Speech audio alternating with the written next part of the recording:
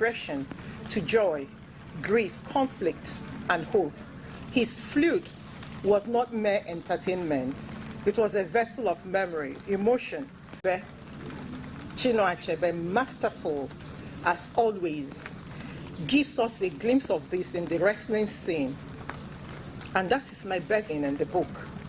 When Okonkwo prepares to wrestle Amalinze the cat, the sound of the flute floats in the background, a sound that reminded him about his father that he so despised. So even in Okonkwo's greatest moment, where he is at his most physically powerful, Achebe brings back the presence of Onoka through music. There's a lot packed in this scene: family history, identity, remembrance. And I do not think that it is accidental. That is memory. Onoka might be the one reminding us to slow down, to breathe, to live fully in the moment, to live life because of tomorrow, the very things so many of us are now trying to relearn. And there's something deeply ironic in all of this, that the very traits colonialism taught us to dismiss, tenderness, creativity, and emotional openness, are now celebrated around the world. And the traits we were made to embrace, stoicism and relentless striving, are the very things unraveling many of us from the inside. Because before all of that, our culture had created space for everyone. We lost that, not by tradition, but by disruption, and we are only beginning to remember. And maybe Achebe was not only showing us Okonkwo's tragedy, but offering us a quiet alternative. And maybe he was whispering that our future as a people does not depend on Okonkwo's fire alone, but also on Onoka's way of being, that both are needed and that neither should be forgotten.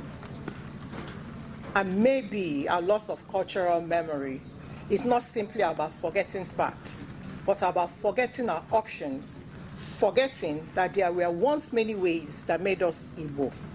Because when stories are lost, it is not just memory that disappears, it is identity, unity, spirituality, and even vision. We begin to lose our sense of honor, of home, not just as a place we return to at Christmas to show off our beautiful cars and mansion, or a place to perform culture by wearing red cap and displaying our isiago, but honor as a symbol. We forget that in Igbo cosmology, life is not linear, it is cyclical. And that to forget is to fall out of rhythm with who we are. And Igbo, in my opinion, didn't fall because the white man came. Part of it. But I think it fell because the stories stopped being told and documented. Our cosmology, the Igbo cosmology, was never random. It taught us that the dead, the living, and the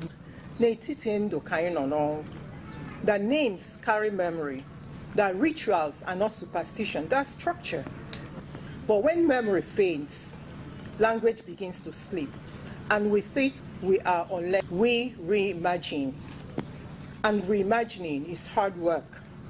It is invention rooted in remembrance.